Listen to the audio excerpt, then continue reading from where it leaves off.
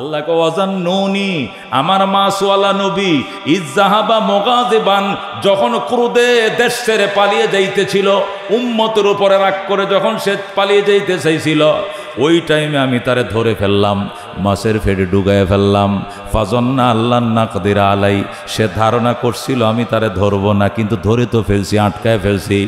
Fanada, এখন চিৎকার শুরু করছে, ফানাদা চিৎকার শুরু করছে আর বলতেছে লা ইলাহা, আল্লাহ তুমি ছাড়া কোনো ইলাহ নাই, তুমি ছাড়া কোনো রক্ষা নাই, তুমি ছাড়া কোনো মাবুদ নাই। ইন্নী কুনতু মিনাজ জালিমিন, আপনি একমাত্র লা ইলাহা ইল্লা আনতা সুবহানাকা, আল্লাহ গো আপনার পবিত্রতা গুণকীর্তন আমি করি। ইন্নী কুনতু মিনাজ জালিমিন, আপনার পারমিশন ছাড়া দেশ ছেড়ে পালিয়ে যাওয়া, এই সিদ্ধান্তটা আমার জন্য ভুল ছিল, আমি আমার উপরে নিজেই জুলুম করছি, আমারে মাফ করে দেন। আল্লাহর পয়গম্বর 40 দিন পর্যন্ত, কয়দিন? একটানা 40 দিন পর্যন্ত রাত ও দিন ঘুম নাই, খাওয়া নাই, নাওয়া নাই, এই মাছের পেটের ভিতর থেকে টানা 40 দিন পর্যন্ত এই দোয়া করছে। এই বোয়াল মাছের পেট থেকে মুক্তি পাইছিলেন। ওই দিনটাও ছিল মহরমের 10 তারিখ, যেরকম সুবহান। এই জন্য মহরমের 10 তারিখের মর্যাদা পৃথিবী সৃষ্টির থেকে আছে। এইটার সাথে আইসা হযরতে নবীর দৌহিত্র নবী নন্দিনী ফাতেমার কলিজার টুকরা হুসাইন শহীদ হইলেন ওই দিনে, এইটার মর্যাদা আরো বেড়ে যায়। কথা কোন ঠিক কিনা? কিন্তু এইটার মর্যাদা শুধু শাহাদতে কারবালার কারণেই নয়, 10 তারিখের মর্যাদা পৃথিবীর সৃষ্টির থেকেই। এই একটা একটা করে আপনাদেরকে বলতে বলতে এই পর্যন্ত আসলাম, বাকিগুলো আগামী সপ্তাহে বলবো ইনশাআল্লাহ। তবে একটা জিনিস আগামী সপ্তাহের জন্য রাখলে চলবে না, সেটা হলো মহরম মাসে আল্লাহ তাআলা 3টা আমল রাখছেন। কয়টা আমল? মহরম মাসের মধ্যে কয়টা আমল? কোরআন সুন্নাহর মধ্যে আমরা 3টা আমল পাই। 1 নম্বর আমল হলো মহরম মাসের যে কোনো দিন রোজা রাখলে রমজানের পরেই শ্রেষ্ঠ রোজা মহরমের মাসের রোজা। আল্লাহর হাবিব বলেন আফজালুস সিয়ামে বাদা রমাজানা শাহরুল্লাহিল মুহররম। আল্লাহর হাবিব বলেন আফজালুস সিয়ামে, আফজল সিয়াম মানে শ্রেষ্ঠ রোজা, বাদা রমাজান, রমজানের পরে শ্রেষ্ঠ রোজা হলো শাহরুল্লাহিল মুহররম, আল্লাহর মাস মহরম মাস। মহরম মাসকে কি বলা হয়? আল্লাহর মাস বলা হয়। এই মাসে আল্লাহর ওয়াস্তে মানুষ যুদ্ধ বিগ্রহ দানা হাঙ্গামা ইত্যাদি বন্ধ রাখে 4 মাসের মধ্যে, এটা উল্লেখযোগ্য একটা মাস। তাহলে মহরম মাসের 3টে আমল। 1 নম্বর আমল হলো মহরম মাসের এই আজকে তো 8 তারিখ হয়ে গেছে, আরও 22 দিন আছে। এই 22 দিনের ভিতরে যে কোনো দিন আপনি রোজা রাখবেন, যে কোনো দিন রোজা রাখবেন, এক একটা রোজা রমজানের রোজার পরের মর্যাদায় আপনাকে এনে দিবে। এরকম সুবহানাল্লাহ। শুধু রমজানের রোজার সমান হবে না, আর যে কোনো রোজার থেকে দামি হবে। এটা হলো মহরমের মাসের যে কোনো দিনের রোজা, এটা হলো 1 নম্বর আমল। এটা 10 তারিখের সাথে নির্ধারিত নয়। 10 তারিখের রোজা হলো সিয়ামু আশুরা আহতাসিবু আলাল্লাহি আইয়ুকাফিরাস সানাতাল্লাতী ক্বাবলাহু। 2 নম্বর আমল হলো মহরমের 10 তারিখের রোজা। আগে হলো মহরম মাসের যে কোনো দিনের রোজা, এটা রমজানের রোজার পরের মর্যাদা। 2 নম্বর হলো মহরম মাসের 10 তারিখের রোজা। মহরম মাসের 10 তারিখের রোজা আমি রাসূল আল্লাহর কাছে আশাবাদী, আমার উম্মতের বিগত 1 বছরের গুনাহ মাফ করে দিবে। মহরমের 10 তারিখের রোজার মর্যাদা কি? বিগত আইয়ুকাফিরাস সানাতাল্লাতী ক্বাবলা, পূর্বে গত 1 বছর, এই গত জুলাই মাস থেকে এই জুলাই পর্যন্ত যত পাপ করছি 1 বছরের গুনাহ আল্লাহ মাফ করে দিবে একটি রোজার বরকতে। যেরকম সুবহানাল্লাহ। এই জন্য মহরমের 10 তারিখ, এটা কি বারে? রবিবারে।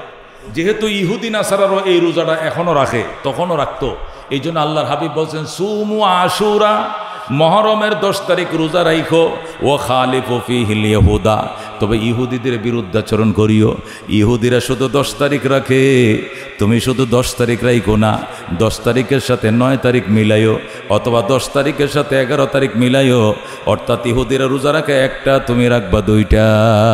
কটা রাখতে হবে? তাহলে আজকে রাত্রে খাইয়া যদি রাখি, তাহলে 9 তারিখ কালকে হবে শনিবার, 1টা রাখা হয়ে গেল, রবিবার রাখা হইল। এই এক রোজা মূলত একটাই, কিন্তু আরেকটা রাখা লাগে কার সাথে? ইহুদিদের সাথে, যাতে না মিলে। এই জন্য শনিবার রবিবার রাখবো, অথবা রবিবার সোমবার রাখবো। অর্থাৎ 10-এর সাথে 11 মিলাবো, অথবা 10-এর সাথে কি 9 মিলাবো। তাহলে শনি রবি অথবা রবি সোম, রবি হইল মূল, এর সাথে সোম মেলাবো অথবা শনি মেলাবো, তাহলে কি হয়ে যাবে? গত 1 বছরের গুনাহ আমার আল্লাহ মাফ করে দিবেন। যেরকম সুবহান।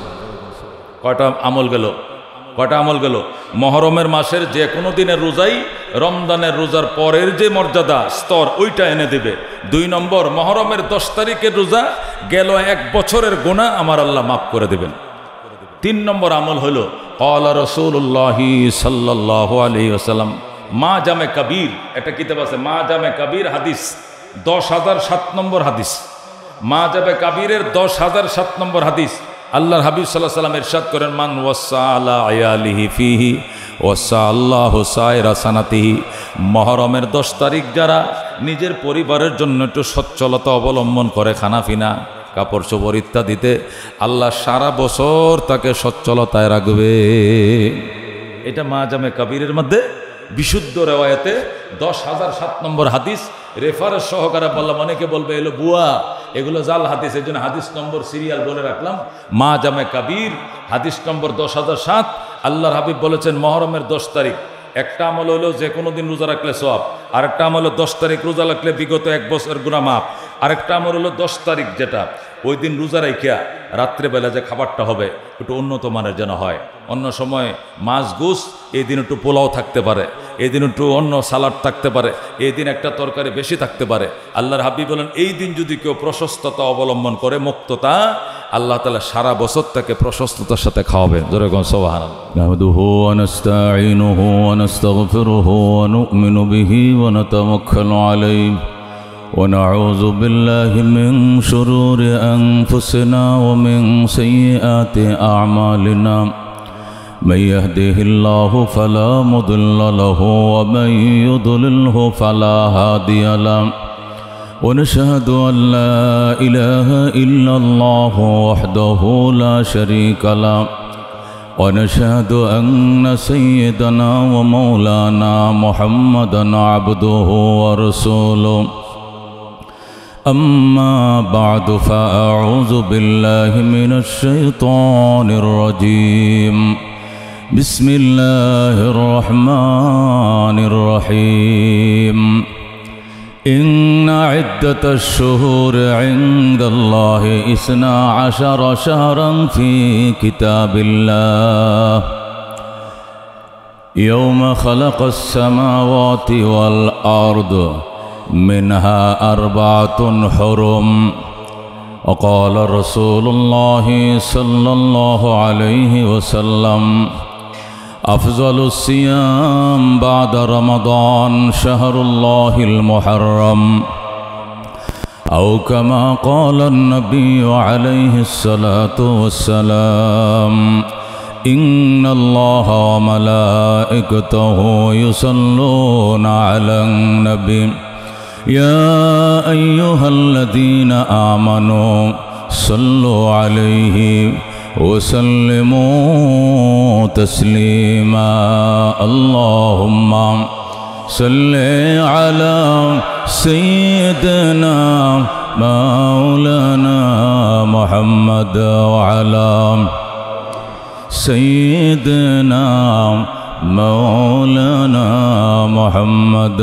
بلغ العلا بكماله كشف الدجى بجماله حسنت جميع خصاله صلوا.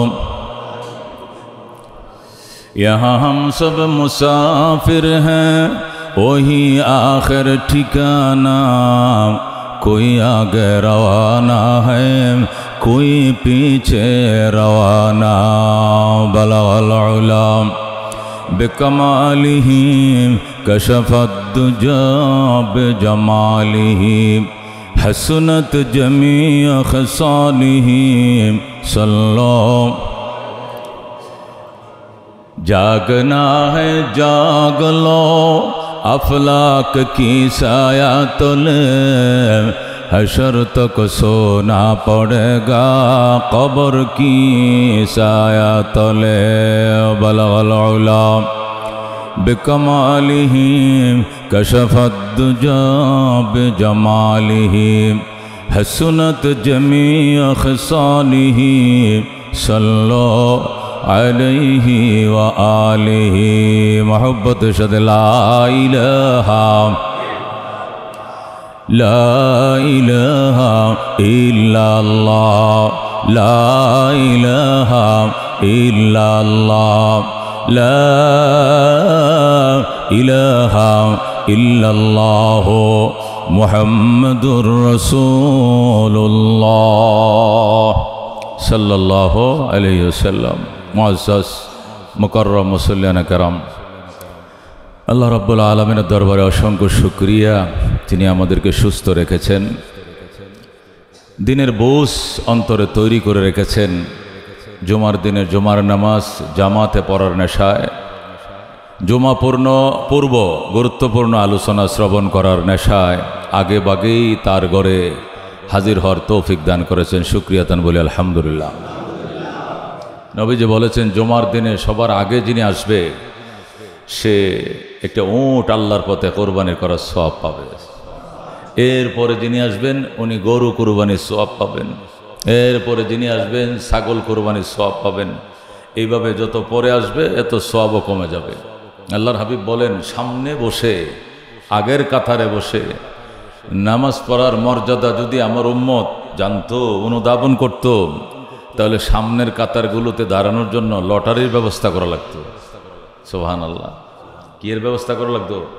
লটারি দিয়া পরে কে সামনে যাবে, যার নাম বাসবে সে সামনে যাবে, বাকিরা পিছাবে। এছাড়া এটাকে কন্ট্রোল করা সম্ভব হতো না। এত বারাকা আল্লাহ সামনের কাতারের মধ্যে রাখছেন। সুবহানাল্লাহ। আল্লাহ তাআলা একটা মহল্লার মধ্যে যত রহমতের ফয়সালা করেন, প্রথম ওই রহমতটা ওই মহল্লার মসজিদে অবতীর্ণ হয়।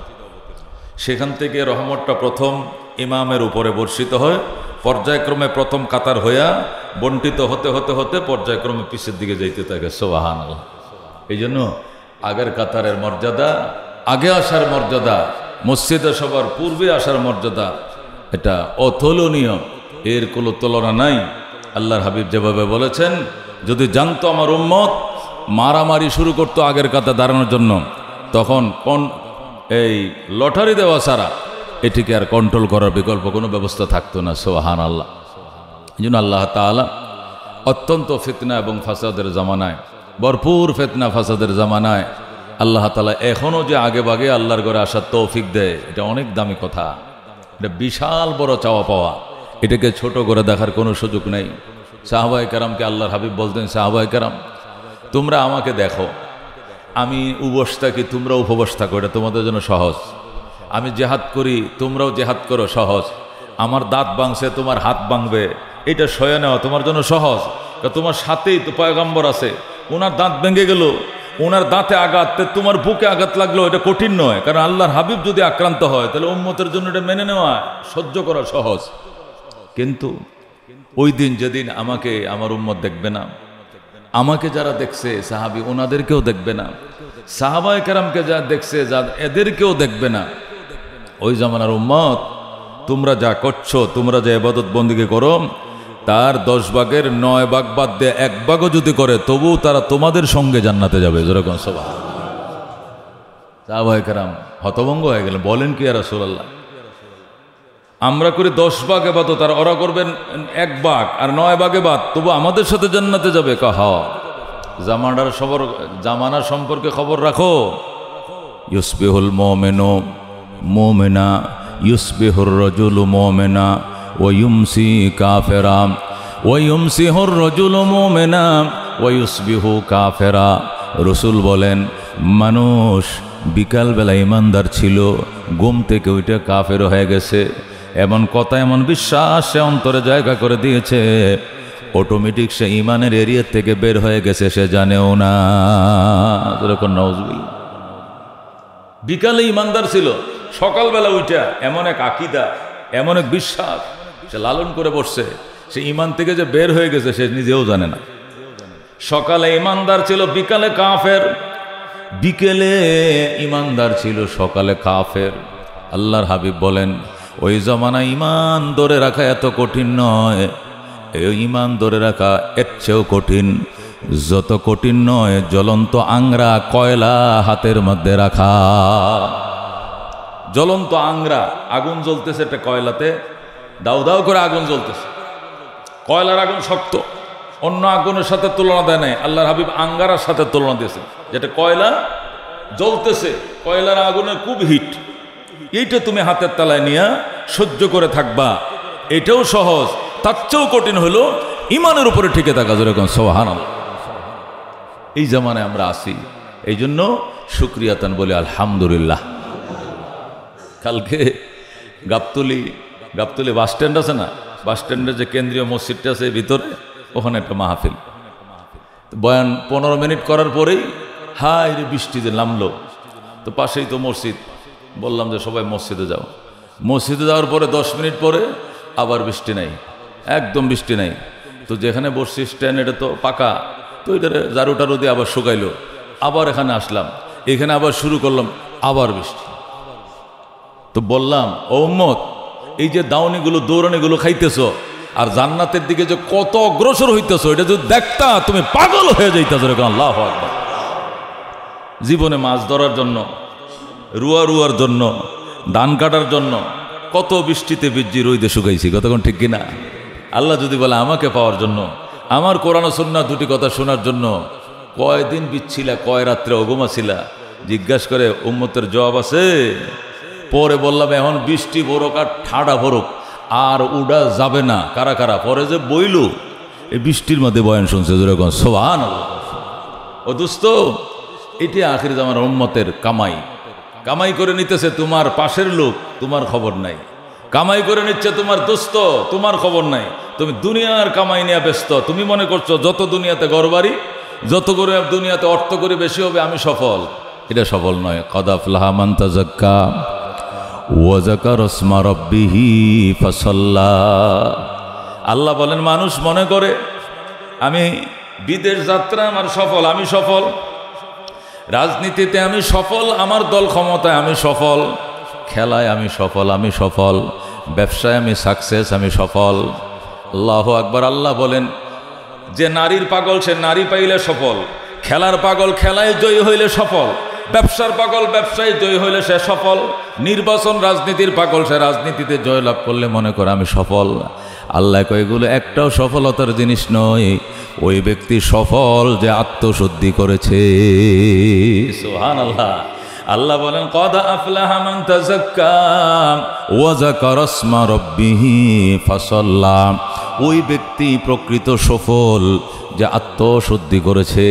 এখানে যত ময়লা, হিংসা, বিদ্বেষ, পরনিন্দা, গীবত, অহংকার, অহমিকা, মানুষকে তুচ্ছ করা, তাচ্ছিল্য করা, মানুষকে অপমান অপদস্থ করা সহ যত নেগেটিভ আল্লাহ সিফাত মানুষের ভিতরে থাকতে পারে, এগুলো যতদিন অন্তর থেকে বের না করবা, এতদিন পর্যন্ত টাকা পয়সা গাড়ি বাড়িতে সফল হতে পারো, অরিজিনাল অর্থে আল্লাহর কাছে তুমি সফল নও। কথা কোন ঠিক কিনা? আর সফলতার চাবি দুইটা, ওয়া যাকারা ইসমা রাব্বিহি ফাসাল্লা। তুমি যে সফল তার প্রমাণ কি? 1 নম্বর প্রমাণ, তুমি অন্য কিছু করে মজা পাও না। খায়াও তোমার এত মজা নাই, শুয়েও তোমার এত মজা নাই, টাকা গনেও তোমার এত মজা নাই, চেয়ারে বসে এত মজা নাই। যত মজা পাও আল্লাহ পাকের জিকিরে। আল্লাহ পাকের জিকিরে কি এত মজা তুমি পাও? এই মজা রসমলায় নাই, এই মজা রসগোল্লায় নাই, এই মজা খেলায় নাই, ওই মজা টিভি দেখায় নাই, এই মজা সিরিয়াল দেখার ভিতরে নাই। যে মজা আল্লাহ তার জিকিরের ভিতরে রাখছে। আল্লাহু আকবার। জিকির এত মায়ার জিনিস, এত মধুর জিনিস। আল্লাহু আল্লাহ আল্লাহ क्या मुबारक नाम है, अल्लाह अल्लाह क्या मुबारक नाम है, अल्लाह अल्लाह आशिकों का काम है। আল্লাহ আল্লাহ নামের ভিতরে কি স্বাদ, আল্লাহ আল্লাহ নামের ভিতরে কি মজা। এটা প্রেমিক সারা, খোদার পাগল সারা আর কেউ বুঝে না। কথা কোন ঠিক কিনা? আল্লাহ আল্লাহ ইচে শিরিন ইস্তেনাম, শিরে শক্কর মি কুনাদ জানাম তামাম। আল্লাহ নামের জিকিরের ভিতরে তো মজা। এই মজার নাম জপতে জপতে নিজের শরীরটাও হয়ে যায় মিষ্টি। আল্লাহু আকবার। আল্লাহর আশিকরা বলে আল্লাহর নাম জপার ভিতরে যে এত মিষ্টি, মিষ্টি নাম জপতে জপতে গোটা দেহই হয়ে যায় মিষ্টি। আল্লাহু আকবার। এই জন্য আল্লাহ বলেন কদ আফলাহা মান তাযাক্কা ওয়া যাকারা ইসমা রাব্বিহি ফাসাল্লা। ওই ব্যক্তি সফল যে আত্মশুদ্ধি করেছে, সে যে আত্মশুদ্ধি করেছে তার আত্মা যে শুদ্ধ হয়েছে তার প্রমাণ কে? দুইটা প্রমাণ। এক নম্বর প্রমাণ, জিকির সারা সে বাসে না। আল্লাহর জিকির সকালে, আল্লাহর জিকির বিকেলে, যখনই সময় পায়, অবসর পায়, শুধু লা ইলাহা ইল্লাল্লাহ, লা ইলাহা ইল্লাল্লাহু মুহাম্মাদুর রাসূলুল্লাহ। আল্লাহ আল্লাহ क्या मुबारक नाम है, अल्लाह अल्लाह आशिकों का काम है। आशिकाराम मिल्लतो मजहब जुदास, आशिकारा मिल्लतो मजहब खुदास। এই জন্য আল্লাহ বলেন ওরাই সফল। বলে খেলোয়াড় তুই গোল দিছস, তুই মনে করছস সফল। ও ক্রিকেটার তুই ছক্কা মারছস, তুই মনে করছস সফল। ও ব্যাংকার তুমি অনেক কাস্টমার যোগাইছো, মনে করছো সফল। ও ক্ষমতার রাজনীতি, ক্ষমতার চেয়ার পাইছো, মনে করছো তুমি সফল। আল্লাহ কই এটি একটাও সফলতার জিনিস নয়।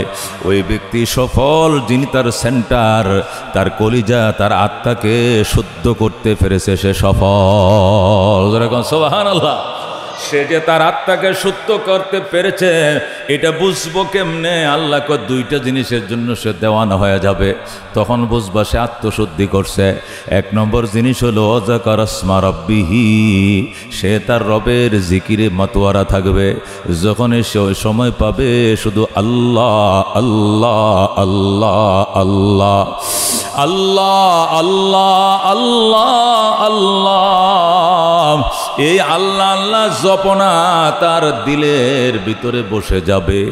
এটা তার তৃষ্ণার আল্লাহু আকবার পানি হবে, এটা খোদার জন্য আহার হবে। খোদা লাগলে খানা না পাইলে আল্লাহর জিকিরে তার পেট ভরে যায়। তৃষ্ণা লাগলে পানি না পাইলে আল্লাহর জিকিরে তৃষ্ণা মিটে যায়। যেরকম আল্লাহু আকবার। এটা আল্লাহওয়ালাদের এক নম্বর রিজিক, এটা আল্লাহওয়ালাদের এক নম্বর খোরাক। দুই নম্বর হলো ফাসাল্লা, তার আত্মা যে বিশুদ্ধতা লাভ করেছে, আত্মা যে শুদ্ধ হয়েছে, তার দুই নম্বর আলামত হলো সে নামাজি। জীবন যায় যাক, ব্যবসা যায় যাক, সব ছাড়তে রাজি আছি, নামাজ ছাড়তে রাজি না। ঠিক কিনা? কত বড় অফিসার, কত বড় অফিসার, এসিতে বসে থেকে কোনো কাম নাই, খালি মাঝে মাঝে ফাইলে স্বাক্ষর করলে হয়। 5 লাখ টাকা বেতন, সেই ফাইলগুলো বাস করে রাইখা দেয়া। আজান হয়েছে গো, কহ সোজা 15 মিনিট আগেই যায় মসজিদে বসে রয়েছে, আগেই বসে রয়েছে। বিশ্ব ইজতেমার মাঠে একবার টর্নেডো হয়েছিল 12-13 সালে। টর্নেডোতে ওই যে টিনগুলো এলো ফাতারে বাতাসে উড়াইয়া ফালানোর কারণে অনেক মানুষ কাইটা শহীদ হয়েছে, অনেক মানুষ মারা গেছে। তা আমার চাচা শ্বশুর আমাদের ইউনিয়নের জিম্মাদার, উনি আহত হয়েছেন, টিনে কাটছে। তো পরে দেখার জন্য গেলাম, আল্লাহু আকবার। যখন দেখতে গেলাম, যায় দেখে এক লোক আমার চাচা শ্বশুরকে দেখতেছে, দেখার পরে কায়দা দিছে, ওনাকে সান্ত্বনা দিতেছে। তা আমি মনে করলাম ওনাদের কোনো আত্মীয় টাত্মীয় হইব, আমি হয়তো চিনি না। পরে জিজ্ঞেস করলাম যে উনি আপনার কি লাগে? উনি কয় আমাদের কিছু লাগে না, উনি নৌবাহিনী, বাংলাদেশ নৌবাহিনীর প্রধান। আল্লাহু আকবার। বাংলাদেশ নৌবাহিনীর প্রধান, সে কত বড় পুষ্পদবীর মালিক। কিন্তু দাওয়াতের কাজের বরকতে তার মনের গতি এখন এমন যে মানুষ তার উপরে দেয়া পাড়ায় যাইতেছে, উল্টা সে কয় ভাই সরি কোনো ব্যথা পাইছেন না তো? উল্টা ওর কাছে মাপ চায়, যে উপরে দিয়ে যায় এর কাছে ক্ষমা চায়, ভাই কোনো কষ্ট পার নাই তো, মাফ করে দিন। অথচ ওনার র্যাঙ্কটার অবস্থাটা কি? স্যালট দিতে দিতে মানুষের হাত ব্যথা হয়ে যায়, কিন্তু জায়গা মতো দিনের বুঝ থাকলে এটাই হয়। এটাই আত্মশুদ্ধি, এটাই আত্মশুদ্ধি। আর আত্মশুদ্ধি যখন মানুষের হয়ে যায়, তখনই মানুষের ভিতরে তাকওয়া এসে যায়। কি এসে যায়? আর আল্লাহ তাআলা যখন বান্দাকে তাকওয়া দান করে, তার জান্নাতটা নিশ্চিত হয়ে যায়। যেরকম সুবহানাল্লাহ।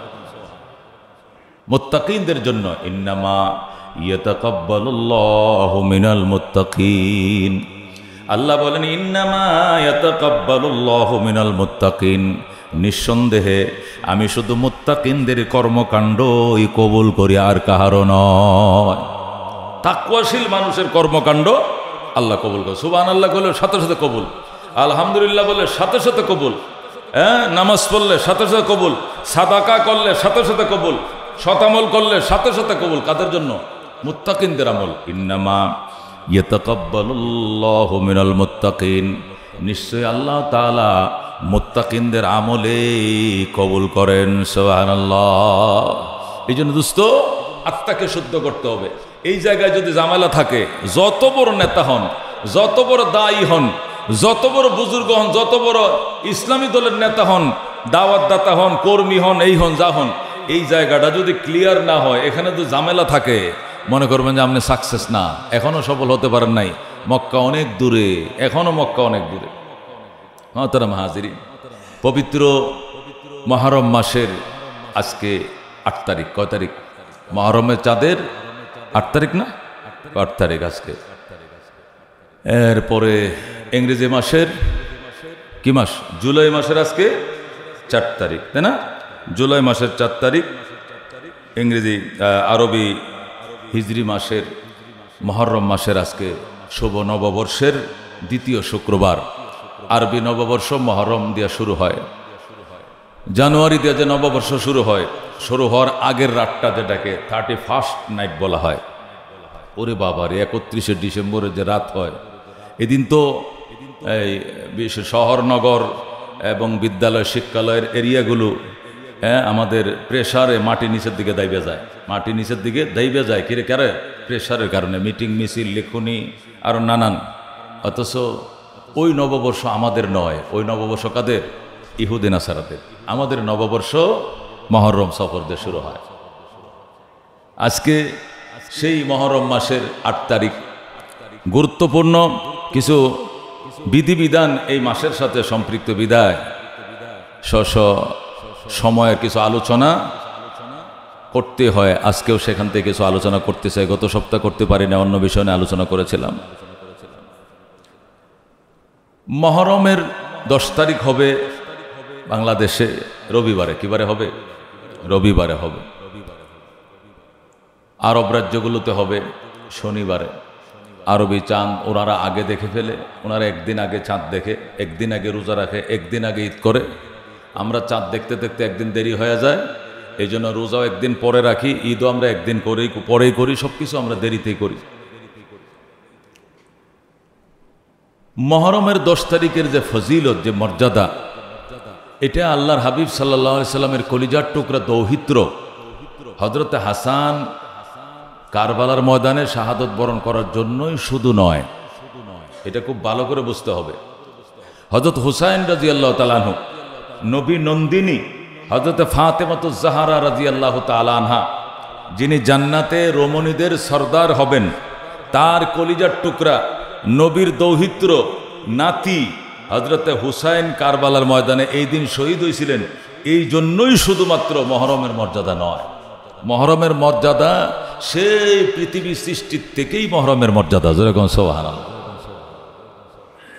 আল্লাহ তাআলা পৃথিবী যেদিন সৃষ্টি করেন এই দিন ছিল মুহররমের 10 তারিখ। যেরকম সুবহানাল্লাহ, যেদিন পৃথিবী ধ্বংস করবেন, বর্ণনায় পাওয়া যায় যেদিন পৃথিবী ধ্বংস হবে, এক বর্ণনা পাওয়া যায় ওই দিনটাও মুহররমের কি হবে? 10 তারিখ। হযরত আদম আলাইহিস সালামকে আল্লাহ তাআলা যেদিন তাকে জান্নাতে বানাইছিলেন, ওই দিনটা ছিল মুহররমের 10 তারিখ। হযরত আদম আলাইহিস সালাম নিষিদ্ধ ফল খাওয়ার কারণে আল্লাহ যেদিন তাকে দুনিয়াতে পাঠিয়ে দেন তার স্ত্রী সহ সস্ত্রীক, সেই দিনটাও ছিল মুহররমের 10 তারিখ। সুবহানাল্লাহ। পৃথিবী সৃষ্টির পরে পৃথিবীতে সর্বপ্রথম যেদিন বৃষ্টি হয়, কি হয়? পৃথিবী সৃষ্টির পরে প্রথম যেদিন আল্লাহ তাআলা বৃষ্টি দেন, প্রথম পৃথিবীতে রহমতের বৃষ্টি দেন আল্লাহ, সেই দিনটাও ছিল মুহররমের 10 তারিখ। এরকম সুবহানাল্লাহ। হযরত আদম আলাইহিস সালাম 300 বছর, কয়শো বছর? মতান্তরে 360 বছর পর্যন্ত আল্লাহ তাআলা দরবারে কি করেছেন? কান্নাকাটি করেছেন। রব্বানা যালামনা আনফুসানা ওয়া ইল্লাম তাগফির লানা ওয়া তারহামনা লানাকুনান্না মিনাল খাসিরিন। এই মোনাজাতটা এটা আদম আলাইহিস সালামের। আমাদের নবীর মোনাজাত হইল রব্বানা আতিনা ফিদ দুনিয়া হাসানা ওয়া ফিল আখিরাতি হাসানা ওয়া কিনা আযাবান নার। এটা কোন নবীর মোনাজাত? আমাদের নবী হযরতে ইউনূস আলাইহিস সালামের মোনাজাত হলো লা ইলাহা ইল্লা আনতা সুবহানাকা ইন্নী কুনতু মিনাজ জালিমিন। হযরত আদমের মোনাজাত হইল রব্বানা যালামনা আনফুসানা ওয়া ইল্লাম তাগফির লানা ওয়া তারহামনা লানাকুনান্না মিনাল খাসিরিন। সুবহানাল্লাহ। হযরত আদম আলাইহিস সালাম 360 বছর পর্যন্ত এই মোনাজাতে কেঁদেছেন। সর্বশেষ রাহমাতুল্লিল আলামিনের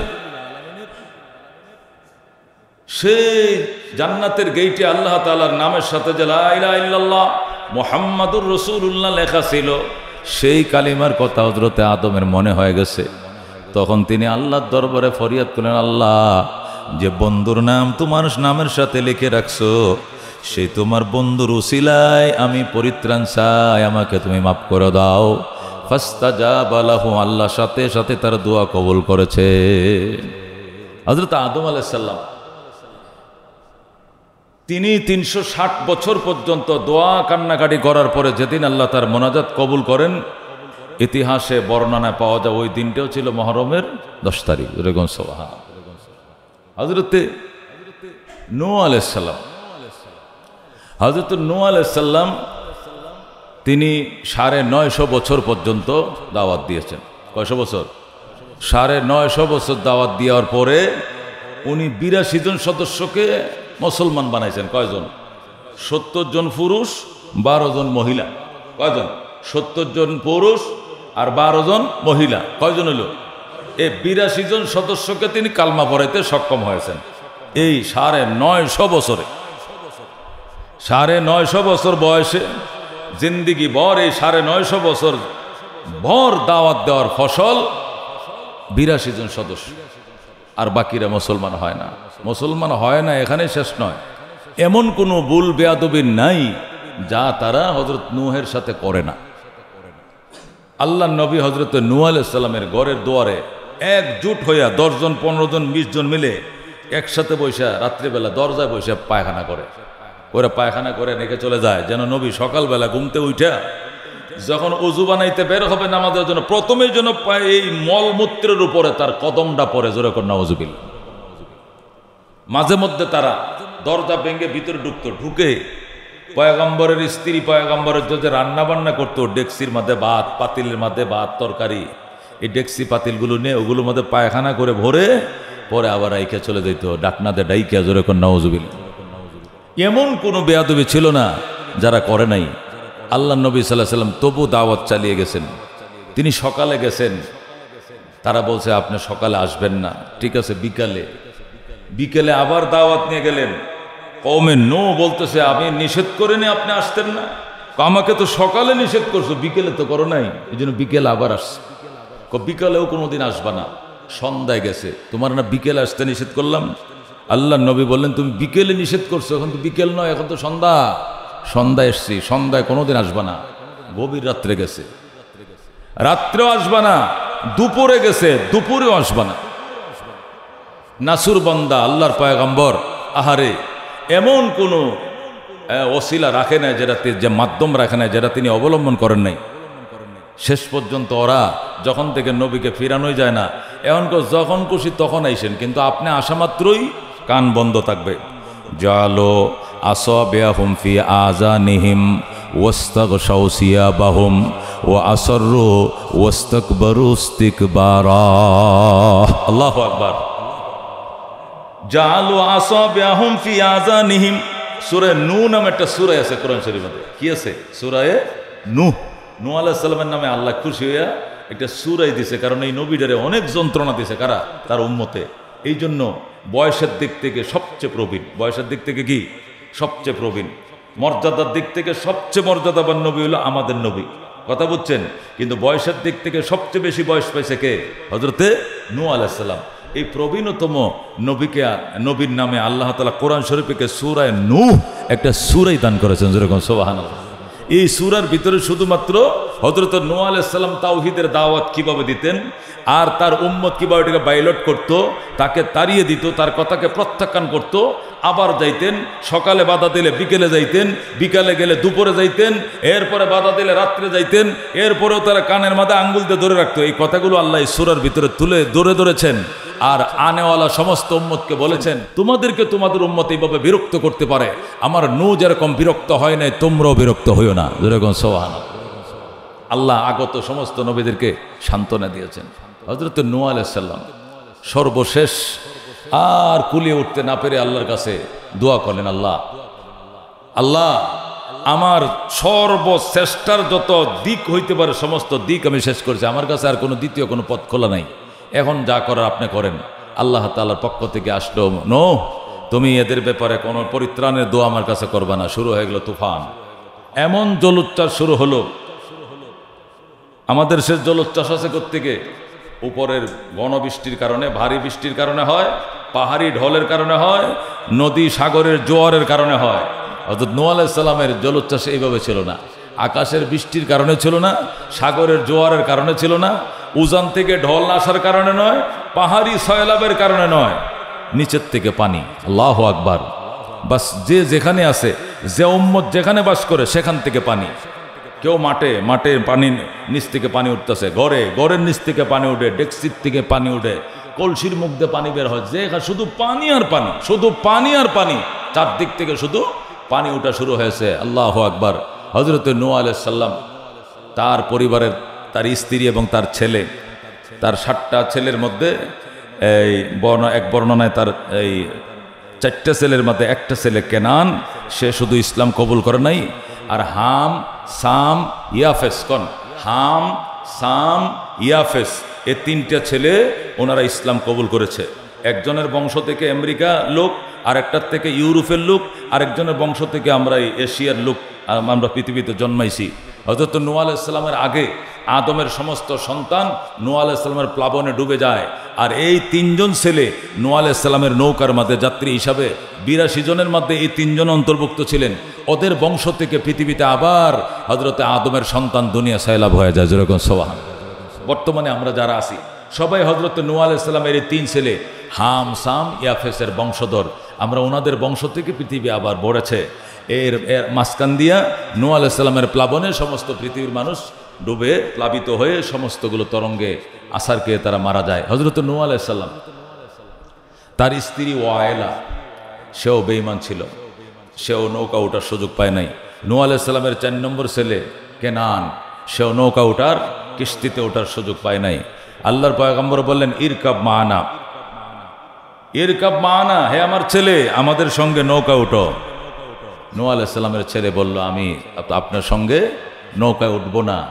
আল্লাহ নবী বললেন, নৌকায় না উঠলে উপায় নাই, এমন বন্যা হবে, আকাশচুম্বী বন্যা হবে, পরিত্রাণ পাইবা না। কয় সাবিলা জাবালি ইয়াসিমুনি মিনাল মা। আমার বাবা নো, টেনশন করব না, তুমিও টেনশন করিও না, আমিও করি না। আমি উঁচু পাহাড়ে আশ্রয় নেব, উঁচু পাহাড় আমাকে প্লাবন থেকে রক্ষা করবে। যেরকম নাউজুবিল্লাহ। সে মনে করছে এরকম প্লাবন তো দুনিয়াতে হবে না, যে প্লাবনে পাহাড় ডুবে যায়। পৃথিবীর উঁচু পাহাড় জুদি পর্বত, আমি জুদি পর্বতে উঠব। জুদি পর্বতকে ডুবাইছে পৃথিবী সৃষ্টির পরে কোনো ইতিহাস পাওয়া যায় নাই, সুতরাং এবারের বন্যাও ডুবাইতে পারবে না, আমি সেখানে আশ্রয় নিব। আল্লাহ নবী ডাক দেয়া বলেন, লা আসিমাল ইয়াউমা মিন আমরিল্লাহ, লা আসিমাল ইয়াউমা মিন আমরিল্লাহ। ওরে আমার সন্তান কেনান, আল্লাহর আযাব থেকে আজকে তোরে কেউ বাঁচাইতে পারবে না, পাহাড়ও বাঁচাইতে পারবে না। আল্লাহু আকবার। এই কত বলার পরেও কেনান বিশ্বাস করে না তার বাবার কথা। যার ভিতরে ঈমান থাকে না, এই ব্যক্তি আলেম কি জালেম কি নবী কি রসুল কি, ওর কাছে কোনো জিনিসের ফাত্তা থাকে না। কথা কোন ঠিক কিনা? যার ভিতরে ঈমান নাই, সে ওর সামনে আলেম কি, ওর সামনে পীর কি, ওর মাশায়েখ কি, এর বুজুর্গ কি, নবী কি রসুল কি, ওর কাছে সবই সমান। যেহেতু তার ঈমানই নাই, যে আল্লাহকে মর্যাদা দিল না, যে রসুলকে মর্যাদা দিল না, তার কাছে সাধারণ নবী রসুল দুনিয়াতে কিছুই নয়, সে ফাত্তায় দেয় নাই। বাস ফাকানা মিনাল মুগরাকিন, ফাকানা মিনাল মুগরাকিন। আল্লাহ বলেন সর্বশেষ সে ডুবেই মারা গেল।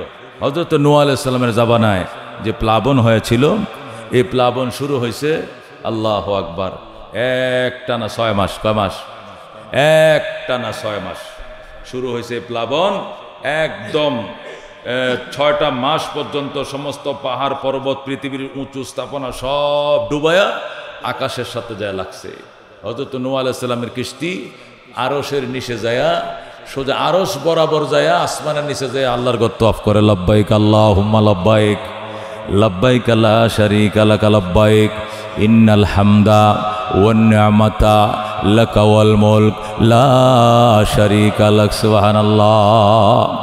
আল্লাহর তিনটা বাড়ি আছে। কয়টা বাড়ি? মূল বাড়ি হলো আরশে আজিম, এটা তার সিংহাসন। আরশে আজিম বরাবর নিচে সিদরাতুল মুনতাহা আরেকটা বাড়ি আছে। সিদরাতুল মুনতাহার সোজা নিচে বাইতুল্লাহ। যেরকম সুবহানাল্লাহ। তাহলে বাইতুল্লাহ বরাবর সোজা সিদরাতুল মুনতাহা, এখান থেকে সোজা উপরে আরশে আজিম। এই বাইতুল্লাহ বরাবর সিদরাতুল মুনতাহার নিচে প্রথম আকাশের তলে পানি যায় লাগছে, আর নৌকায় ৮২ জন যাত্রী নিয়ে অটোমেটিক তওয়াফ করা শুরু করছে। যেরকম আল্লাহু আকবার। আল্লাহ নবী হযরত নূহ আলাইহিস সালামের নেতৃত্বে ৮২ জন হজযাত্রী, ধরেন না হজযাত্রীর মতোই, আল্লাহ তালবিয়া পড়া শুরু করেছে। তওয়াফ শেষ হওয়ার পরে ইস্তাওয়াত আলাল জুদি, আল্লাহ তাআলার দরবারে আল্লাহর পয়গম্বর নূহ দোয়া করলেন, আল্লাহ আমাকে পৃথিবী ছোঁয়ান। এরপরে সে জুদি পর্বতমালা, তুরস্ক থেকে ৪০০ মাইল উত্তরে জুদি মহাপর্বতমালা, পৃথিবীর এভারেস্ট পাহাড়ের কাছাকাছি, যেটা আমাদের নেপালের এভারেস্টের কাছাকাছি যে পাহাড়টা, এভারেস্ট হলো ৩৫,০০০ ফিট আর ওইটা হলো ৩১,০০০ ফিট জুদি পর্বত। যেরকম সুবহানাল্লাহ। সে জুদি পর্বতে ওয়াস্তাওয়াত আলাল জুদি, এটা কোরআনের ভাষা। নূহ আলাইহিস সালামের নৌকা জুদির মধ্যে কদম রাখলো। যেরকম সুবহানাল্লাহ। ৬ মাস পরে, কয় মাস পরে? যেদিন হযরত নূহ আলাইহিস সালামের কিস্তি নৌকা জুদিতে মানে পৃথিবীতে মাটি ছোঁয়ায়, সেই দিনটাও ছিল মুহররমের ১০ তারিখ। যেরকম সুবহানাল্লাহ। হযরত ইউনূস আলাইহিস সালামকে আল্লাহ তাআলা তার নির্দিষ্ট জাতিকে দাওয়াত দেওয়ার জন্য প্রেরণ করেছিলেন। জাতি এত বড় বেয়াদব ৪২ ছিল, যে এত বেহাঙ্গাম ছিল, আল্লাহর পয়গম্বরকে ফাত্তাই দেয় নাই। হযরতে ইউনূস আলাইহিস সালাম বিরক্ত হয়ে দেশ ছেড়ে অন্যত্রে চলে যাওয়ার সিদ্ধান্ত নিলেন। কারণ এরা যেভাবে বেয়াদবি শুরু করছে, এদের উপরে যদি আল্লাহর আযাব আসে, এই আযাবে শুধু ওরা একা ধ্বংস হবে না, আমারও ধ্বংস হওয়ার সম্ভাবনা আছে। এই জন্য আল্লাহ রাব্বুল আলামিন থেকে অনুমতি না নিয়েই রাত্রিবেলায় নৌকায় উঠলেন। কিন্তু কুদরতে আটকায় দিল যে আপনি যাবেন ভালো কথা, দেশ ছাড়বেন ভালো কথা, আমার বলে যাবেন না, আমার বলে যাবেন না, আমার না বলে নৌকায় উঠলেন কেন? এখন নৌকা শুধু কাত হয় শীত হয়, নৌকা কাত শীত হয়।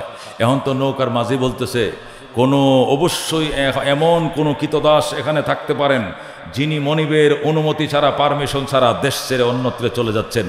এদেশের নিয়ম হলো, দেশের কোনো কৃতদাস যদি মালিকের পারমিশন ছাড়া পালিয়ে যায়, নৌকায় উঠে তাহলে নৌকা তাকে নিয়ে স্থির থাকতে পারে না, কাচ্চিত হয়। নিশ্চয়ই এমন কৃতদাস এখানে থাকতে পারেন যিনি মনিবের পারমিশন ছাড়া দেশ ছেড়ে পালিয়ে যাচ্ছেন, দয়া করে সেই লোকটাকে হাত বাড়ান। আল্লাহর পয়গম্বর ইউনূস আলাইহিস সালাম চিন্তা করলেন, আমি তো আর কারো কৃতদাস নই, আমি একমাত্র কৃতদাস আমার আল্লাহর। যেরকম আল্লাহু আকবার। দুনিয়ার মানুষের কিনা গোলাম তো আমি নই, আমি রবের ডাইরেক্ট গোলাম। হইতে পারে ওই জাতীয় কোনো আসামি যেহেতু এখানে নাই, তাহলে আমি নিশ্চয়ই আমি আল্লাহর গোলাম। আল্লাহর পারমিশন ছাড়া আমি এই এলাকা ছেড়ে অন্যত্র চলে যাচ্ছিলাম, হয়তো আমার অপরাধেই নৌকা কাত হচ্ছে। বলছে, হ্যাঁ ভাই, আমি মালিকের পারমিশন চলে যাই, পারমিশন ছাড়া দেশ ছেড়ে চলে যাই। নৌকাওয়ালা বললেন, দয়া করে মনে কিছু নেবেন না, অন্য যাত্রীদের জীবন রক্ষার জন্য আপনাকে অবশ্যই নৌকা ছাড়তে হবে। কোথায় ছাড়বো? আপনি পানিতে লাফ দেন। আল্লাহর পয়গম্বর পানিতে ঝাঁপ দিলেন। একদিকে পানিতে শুধু ঝাঁপ দিলেন, সাথে সাথে আল্লাহর তৈরি বিরাট বড় বোয়াল মাছ পয়গম্বরকে সোজা আলমারের ভিতরে ঢুকিয়ে ফেলছে। যেরকম আল্লাহু আকবার।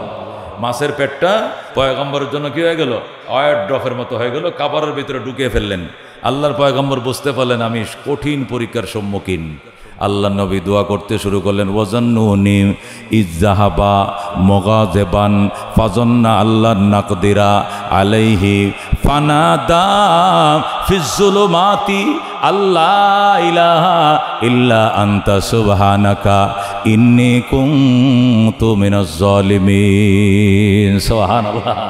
আল্লাহ কে ওয়াজান্নুনি, আমার মাসওয়ালা নবী, ইজ্জাহাবা মুগাযিবান, যখন ক্রোধে দেশ ছেড়ে পালিয়ে যাইতেছিল, উম্মতের উপরে রাগ করে যখন সে পালিয়ে যাইতে চাইছিল, ওই টাইমে আমি তারে ধরে ফেললাম, মাছের ফেটে ডুগায় ফেললাম। ফাজান্না আল্লাহ নাকদিরা আলাই, সে ধারণা করছিল আমি তারে ধরবো না, কিন্তু ধরে তো ফেলছি, আটকায় ফেলছি। ফানাদা, এখন চিৎকার শুরু করছে, ফানাদা চিৎকার শুরু করছে আর বলতেছে, লা ইলাহা, আল্লাহ তুমি ছাড়া কোনো ইলা নাই, তুমি ছাড়া কোনো রক্ষা নাই, তুমি ছাড়া কোনো মাবুদ নাই। ইন্নী কুনতু মিনাজ জালিমিন, আপনি একমাত্র লা ইলাহা ইল্লা আনতা সুবহানাকা, আল্লাহ গো আপনার পবিত্রতা গুণকীর্তন আমি করি। ইন্নী কুনতু মিনাজ জালিমিন, আপনার পারমিশন ছাড়া দেশ ছেড়ে পালিয়ে যাওয়া এই সিদ্ধান্তটা আমার জন্য ভুল ছিল, আমি আমার উপরে নিজেই জুলুম করছি, আমারে মাফ করে দেন। আল্লাহর পয়গম্বর 40 দিন পর্যন্ত, কয়দিন? একটানা 40 দিন পর্যন্ত রাত ও দিন ঘুম নাই, খাওয়া নাই, নাওয়া নাই, এই মাছের পেটের ভিতর থেকে টানা 40 দিন পর্যন্ত এই দোয়া করছে।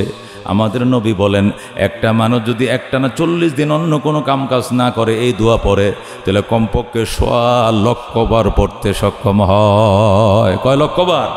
এই দোয়াটা আল্লাহর পয়গম্বর 1,24,000 বা 25,000 বার পড়েছিলেন।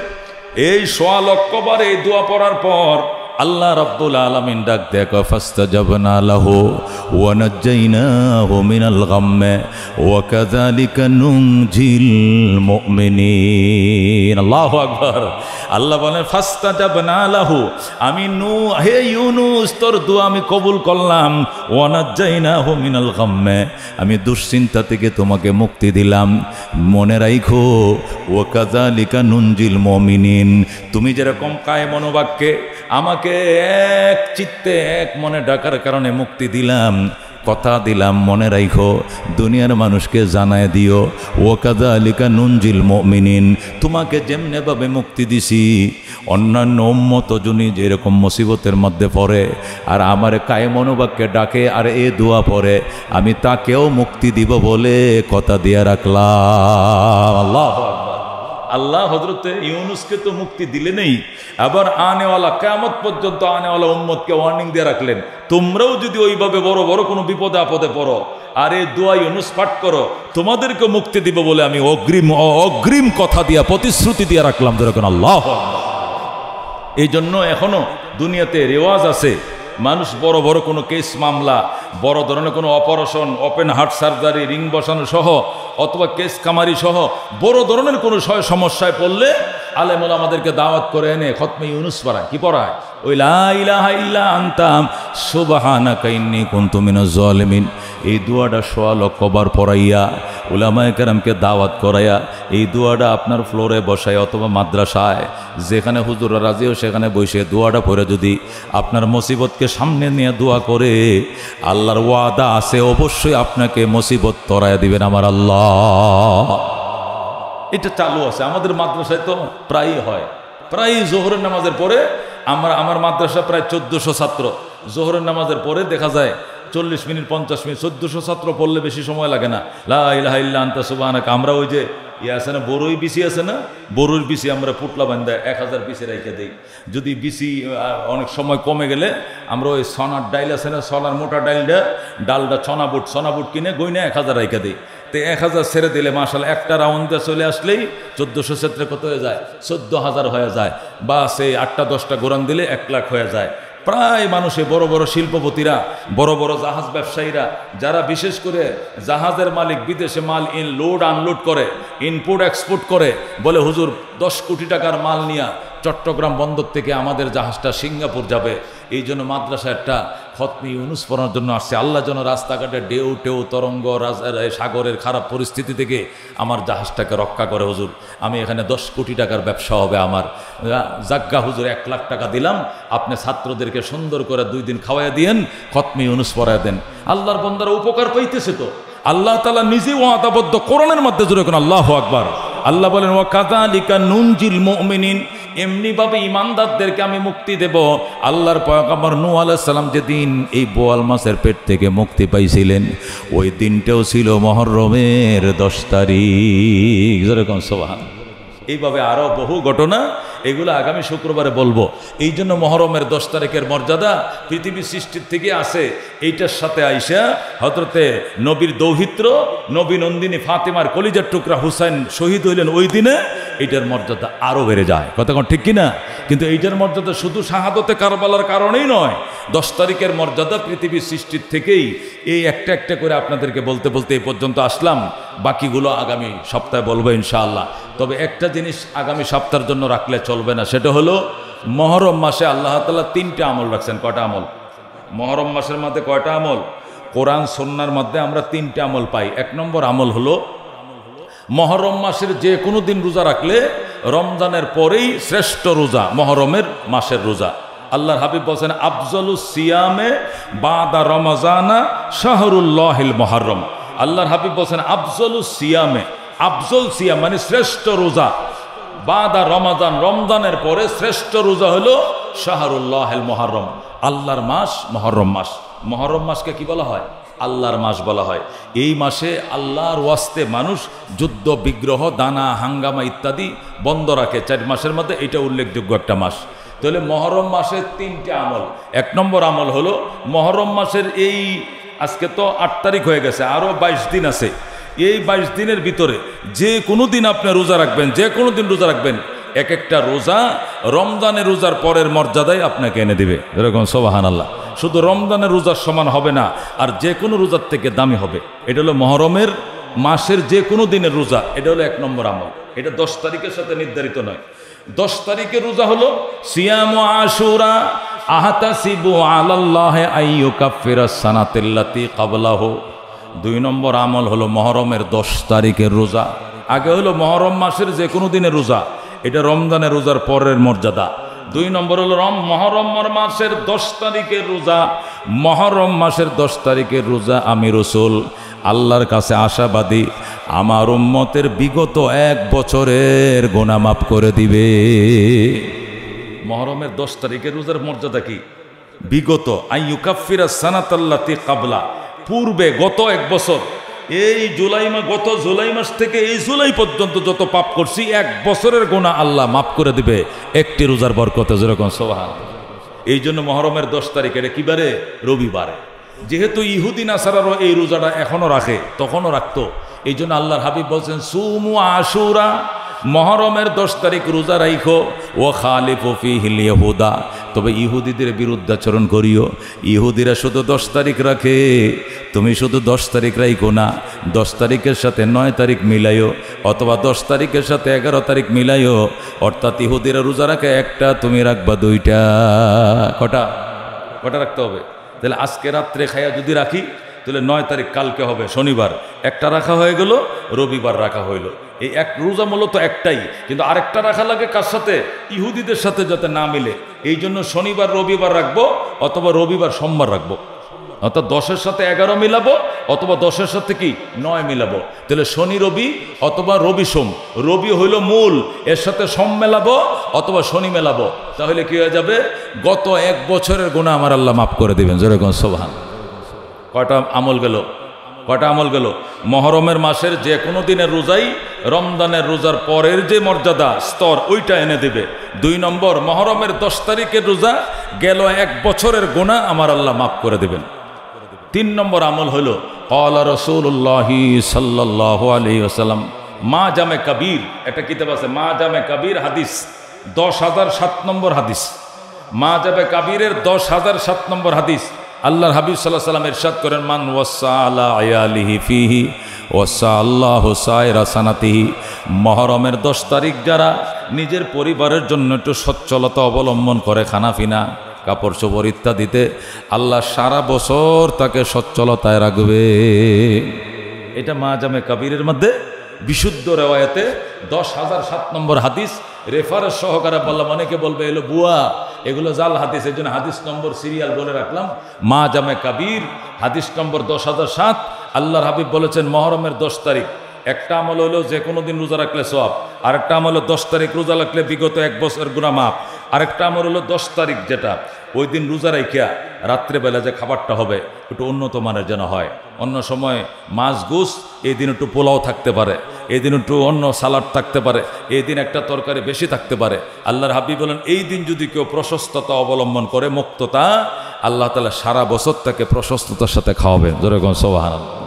তবে এর অর্থ এই নয় হালুয়া বানানো, রুটি বানানো, ফটকা মারা, বোমাবাজি করা, হায় হাসান হাই হুসান বলে কি করা, পুরান ঢাকায় তাজিয়া মিছিল করা, এটা নয়। এটা হারাম, এটা হারাম, এটা হারাম।